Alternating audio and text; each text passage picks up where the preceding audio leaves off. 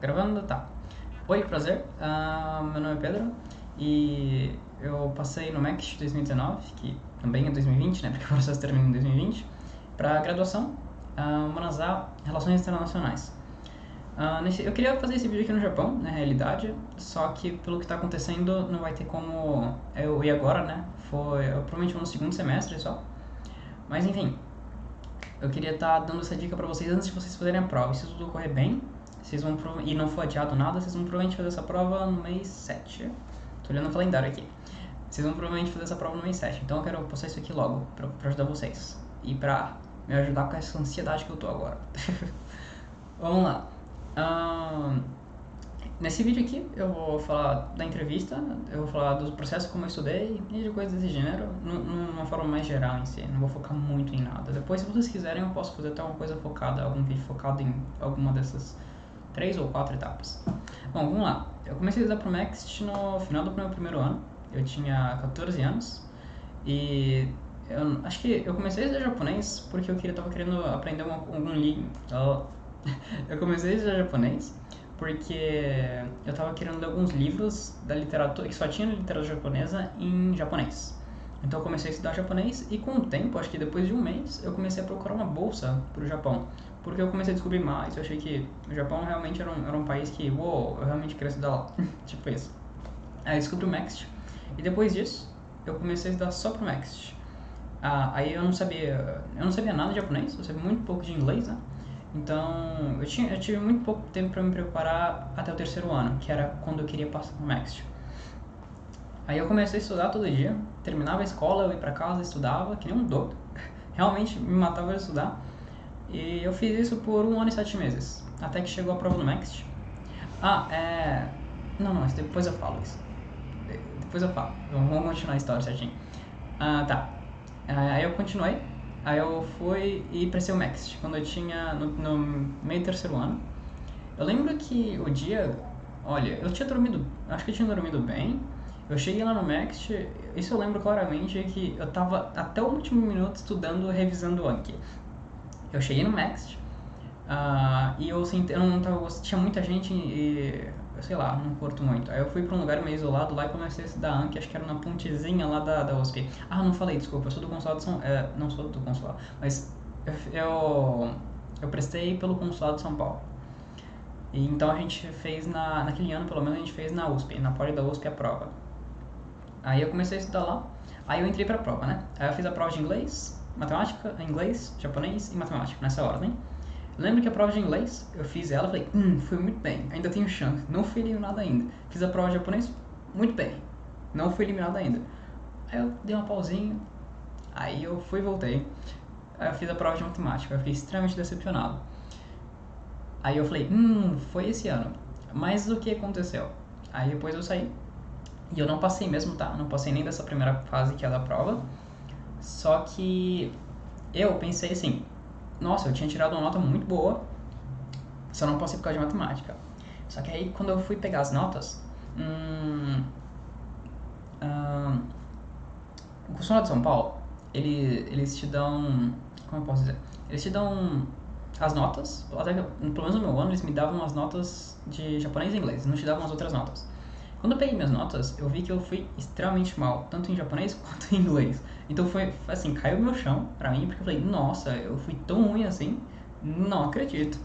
Tudo bem que tinha 1 ano e 7 meses que eu estava estudando as duas linguagens ou línguas, não sei, desculpa. Que eu estava estudando, acho que línguas, né? Eu estava estudando as duas línguas, então era razoável, mas pra mim foi horrível. Eu tirei 46 em inglês e 185 em japonês, esse primeiro ano, né? Depois, mas foi até bom porque eu descobri que era realmente isso que eu queria, né? Porque depois disso eu comecei a realmente me focar pro Next. E depois de não ter passado, eu terminei meu terceiro ano e eu comecei a estudar. Eu voltei a estudar, na verdade, né, pro Next. E enquanto estava estudando pro terceiro ano, tá? Aí depois disso eu tive mais 6 meses que eram só pra mim estudar pro Next. Então era das 4 da manhã à meia-noite, tirando 3 horas ali de almoço, janta e comer outra coisinha ali. Todo o resto era estudo.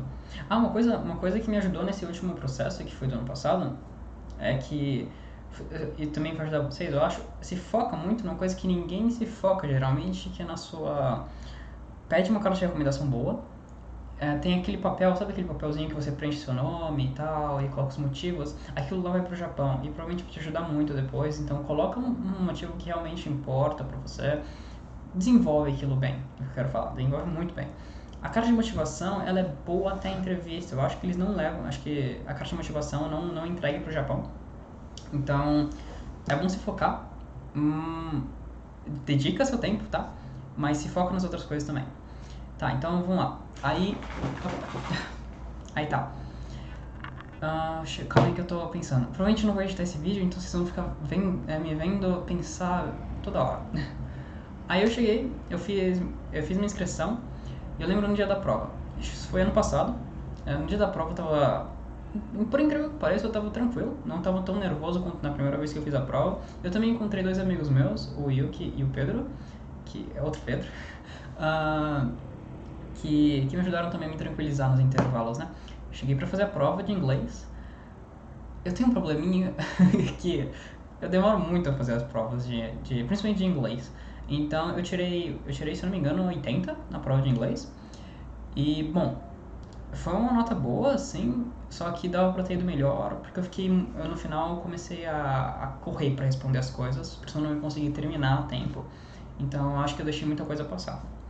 E japonês foi, pelo menos pra mim, foi extremamente fácil, principalmente em relação ao tempo. Terminei em 1h20 de prova e tem 2 horas. Eu tirei 255 em japonês, foi a minha melhor nota, tá? Eu tirei, isso dá 85% da prova. E depois teve matemática. Não sei quanto eu tirei, também não quero falar uma suposição aproximada aí, porque senão eu vou ficar triste, mas eu não fui bem em matemática. Mas aparentemente inglês e japonês me salvaram e eu fui pra entrevista. Eu lembro que eu vi no site, né, do consulado, que eu passei, e meu nome era o último da lista lá. Então eu fui descendo o scroll e eu falei, nossa, eu não passei. Mas aí quando eu fui ver, era o último da lista. Eu fiquei muito feliz. A ponto de quase berrar. Aí eu fui pra entrevista, né? A entrevista, olha, tinham, se não me engano, 7 ou 8 pessoas me entrevistando, foram 15 minutos. E eles, bom, pelo menos pra mim, eles me perguntaram, eles falaram em japonês e inglês, desculpa, japonês e português, não teve inglês, tá? Pelo menos pra mim. Falaram em japonês e português. Os primeiros 5 minutos eu acho que foram em japonês, todo o resto foi em português. Eles me perguntaram coisas tipo qual que é o meu hobby, por que do Japão, por que de relações internacionais, o que eu podia contribuir para o futuro, e me perguntaram muitas coisas pessoais também. Na minha concepção, você não precisa se preocupar com a entrevista antes, tá? Em uma semana você consegue se preparar tranquilamente para a entrevista. Mas se quiserem, depois eu faço um vídeo separado sobre isso, que dá um tema longo. Tá, aí eu cheguei na entrevista, eles me perguntaram, a gente conversou, foi uma conversa, né? Acho que foi óbvio que foi uma entrevista, mas eles te deixam muito à vontade, você fala o que você quiser. Terminou a entrevista, no outro dia seguinte me ligaram falando que eu fui aprovado. Eu fiquei, assim, muito feliz. Só que eles já falam logo que você foi aprovado naquela fase, e não em toda. O que é verdade, tá? Então, leva o que eles falam ao pé da letra, porque realmente é verdade. Depois disso, teve a reunião dos aprovados, e depois teve um exame médico, e também teve a fase brasileira, que aparentemente, eu não sabia que existia essa fase, mas comigo teve, que é uma fase que eu acho que eles fazem um ranqueamento do Brasil e mandam, não sei como foi, eu não sei se teve pessoa que reprovou nela ou não, mas eu sei que tem. Aí depois dessa fase vem a pior fase. Quando eu falo pior fase é porque ela te dá uma angústia. São 4 a 5 meses de espera que você vai ter que esperar, porque sua documentação toda vai ser mandada para o Japão, e eles vão falar se você foi aprovado na fase mundial ou não. E nessa fase você vai concorrer com todo mundo, do mundo todo, e você não tem mais nada que você possa fazer, só pode esperar.